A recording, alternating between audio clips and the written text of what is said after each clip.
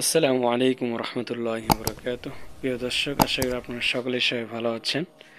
আলহামদুলিল্লাহ, এই মুহূর্তে আমরাও অনেকটাই ভালো আছি। তো আপনারা দেখতে পাচ্ছেন যে হাফসানা বিভাগ, তো এখানে বেশ কিছু ছাত্র আপনার বৃহস্পতিবার সবিনা পাঠ করছেন এবং সবিনা পড়তেছে।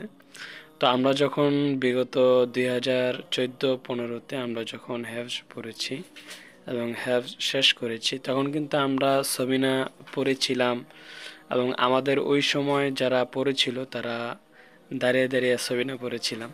তো আমার কাছে একটা জিনিস সবচেয়ে বেশি খারাপ লাগে, সেটা হচ্ছে আমরা যখন দাঁড়িয়ে পড়েছিলাম তখন আমাদের কাছে একদিকে ভালো লেগেছিল আর একদিকে কষ্ট লেগেছিল।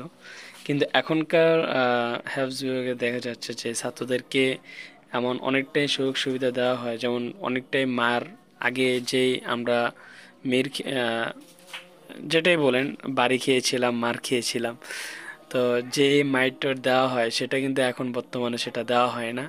আর দ্বিতীয় কথা হচ্ছে, আমরা যারা দাঁড়িয়ে সবিনা পাঠ করেছিলাম এখন কিন্তু বর্তমানে ম্যাক্সিমাম প্রত্যেকটা মাদ্রাসাতে এখন দাঁড়িয়ে সবিনা পড়া হয় না। তো এই যে একটা সুযোগ করে দেওয়াটা, এটা আমি মনে করি যে এটা ঠিক না। আরেকদিকে ঠিক যদি বলতে যাই তাহলে ছাত্ররা যে দাঁড়ায় দাঁড়িয়ে কষ্ট করে পড়ে, এটা ওদের একটু কষ্ট হয়ে যায়, কিন্তু কষ্ট হইলেও কিন্তু একটা সোয়াব হয়, আল্লাহ তালা কালাম পাঠ করতেছে।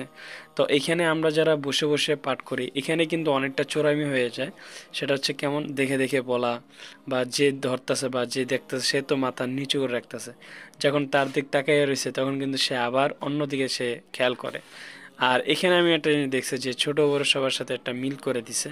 তো একেবারে যারা একটু বড় তারা মিডিয়াম ছাত্রদের সাথে মিল করে দিলে হয়তো একটু ভালো হতো। তো যাই হোক, তো আপনারা সবাই একটু এই এই বিষয়ের উপর একটু খেয়াল রাখবেন। আর ভিডিওটি যদি দেখে আপনাদের কাছে যদি ভালো লাগে তাহলে লাইক কমেন্ট এবং শেয়ার করতে ভুলবেন না।